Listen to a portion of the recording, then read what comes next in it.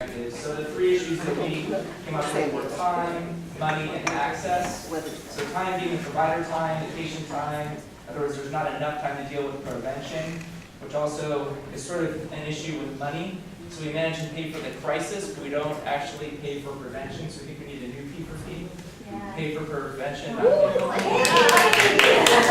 And then access. So we don't have enough access to the right patients. The patients don't often have access to the providers, at least yet.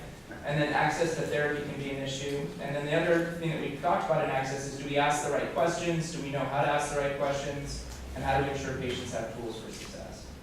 Those are kind of the three issues.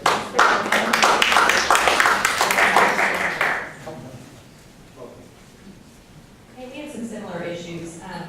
We put down that adherence to the medication regimen was an issue, mostly because of cost not adherence or access not adherence. We had doctors putting more critical things first, whereas the other issues kind of push tomorrow. And we also had patients' awareness of the severity of their illness, the long-term effects of their illness. They're more focused on their cold with the kind of thing.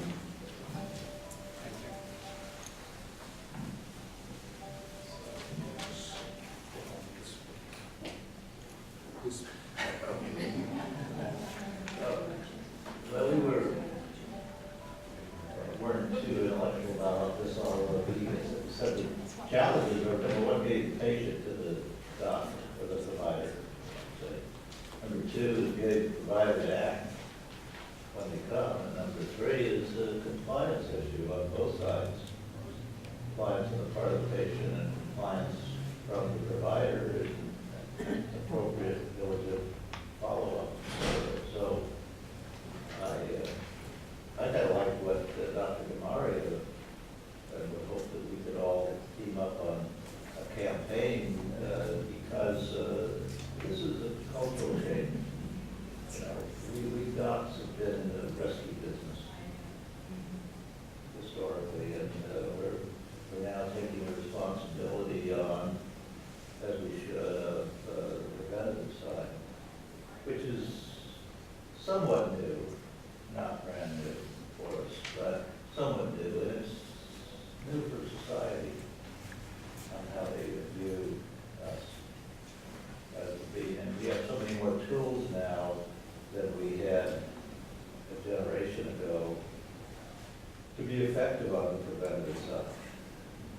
Think back when we didn't appreciate what a high cholesterol meant, much less be able to address it, or to effectively treat hypertension,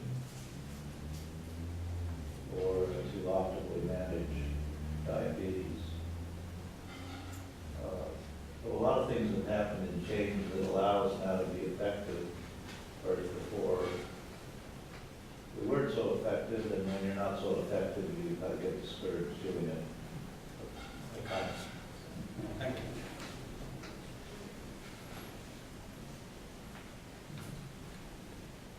So in our group, we had representatives from the California Department of Public Health, HealthNet, and FQHC in the rural area, and the university. So the first one we came up with was disparities in care, looking at the low-hanging fruits and where the high-risk communities are and how to address those disparities that they face, the limitations and barriers to care for them, and who they are and how to reach them. The second, and that's population-wide. I think it's really great that the Be There San Diego campaign is intergenerational because so much of this is a family issue. And so to look at not only the older adults, but also their family members, especially in our communities that are most at risk. The second one that we came up with was compliance, and that was related to medication adherence, compliance with lowering blood pressure, cholesterol, and compliance with that actually going to the doctor's offices and following up on visits, and even how we follow up with care.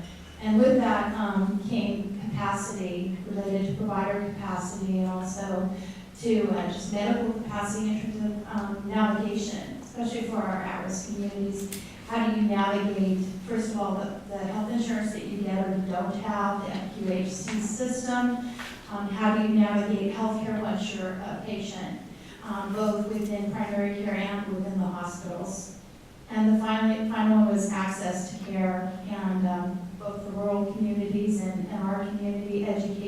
information of providers.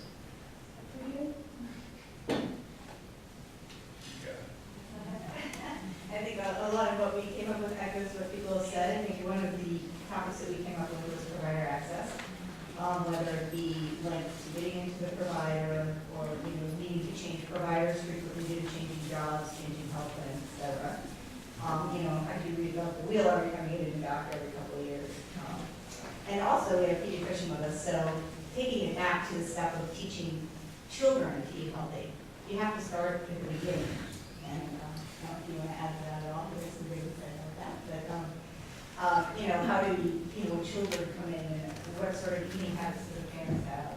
Like in Oakland, they just started a program where they're doing farmers markets in the inner city schools, so the parents can eat vegetables and they pick their kids up instead of stopping off at McDonald's or things like that. Like, how do you take a whole culture, a whole city, and have them change their whole thought? Resources, both human and financial. So. Well, not very much to add, other than I think nutritional education for the family as a family unit, sort of in one area, the health center or the doctor's office, they can come and receive education on how to cook meals, healthier meals, and how to provide lunches and snacks for their kids. So I think we also were kind of dabbling in this space here, dealing all these things together. We talked about from a health system as well as from an insurance company, a bit from a legislative, political standpoint.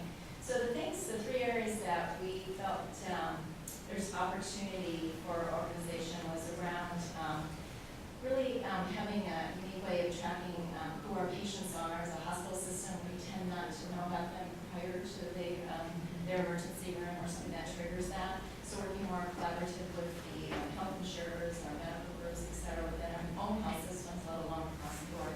And then the ability to take that risk stratified patient information and use it in a strategic offering of programs. I think right now so much of it is very generic. A lot of the national campaigns for women and the Heart Association, all the things that are very near and dear to my heart, are very non-specific. So I think getting more specific to the individuals will maybe help with the next thing we have is around the patient engagement and the patient adherence, really understanding how to remove the barriers for these individuals, not just maybe that they're not really labeled and sometimes early as non-compliant and not really understanding what is it that's helping them be successful. And then from the physicians and system side, we really need to evolve to be much more culturally sensitive, linguistics, making sure not only the materials, but the counseling and that education's done in their own language, so we really can have really guarantee that they understand the recommendations and the medications that they're being coached into taking. And one of the things I just want to add in the cultural piece is making sure we don't forget the women's gender disparities as well. I think there's great opportunity to be able to really segregate that out. We are finding as a physician-driven organization that we're not very accepting to women and really screen them specifically. And as we know, we've got some new criteria for that for women and heart disease. So see that as an opportunity.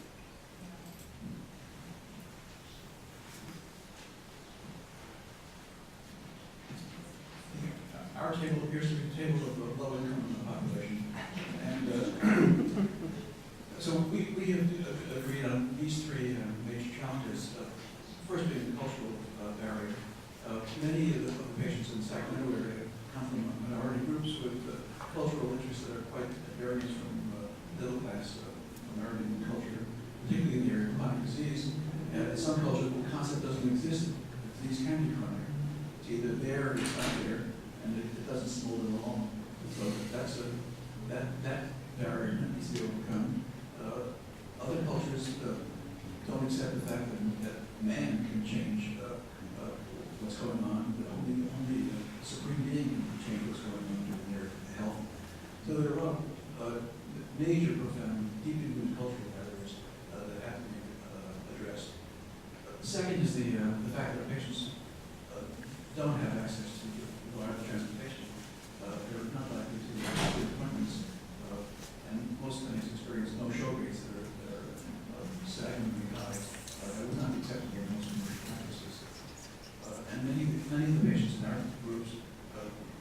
those that care from the emergency room, even when they have access to a primary care medical home, they still prefer to go to the emergency room. And in emergency rooms, preventive care is not a priority. So they don't receive any preventive care in emergency rooms. And then finally, the very, very low health literacy among the very low-income populations makes it difficult for them to even understand directions, much less follow the directions and comply with complex issues. And many of them have more than one complex chronic illness, and it's a very difficult task. So cultural, transportational, and limited resources are the three major barriers that we confront.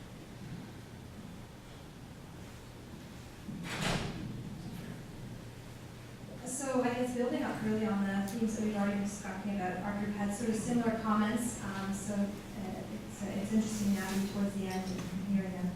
So really we talked about, again, the theme around difficulties of lack of care and lack of coverage. And so those, sometimes when you're seeing those patients, they are actually, you haven't had any kind of primary prevention or prevention care in years. While on the other side, we had, Kaiser, who is, of course, has all of their patients covered, receiving coverage, and so it's sort of a different issue from that perspective. So we talked about sort of the self-management needs, the difficulties around access and actually being able to do, and the difficulty around adherence. However, we're also talking about the societal and need for further public policy, primary prevention initiatives, dealing with sort of the societal issues that are also bringing these patients in probably down the road before they've actually even received or have been made aware of that they have the development of the chronic disease. And so building on sort of those needs for further data, further information to better understand how can we actually further influence these individuals and their health care sooner than later. One of the things that we also talked about was around, trying to find further creative solutions. There has, the great start in terms of the campaign that San Diego is doing, but there need to be some more actionable tactics built into it within those social marketing campaigns, and so that people really know how they can take charge and actually move their own personal health forward, and then as an individual practitioner, having that data to be able to focus what kind of care they should be providing to their patients, streamlining the information, because there is a lot of data overload. And so that was, did I miss anything?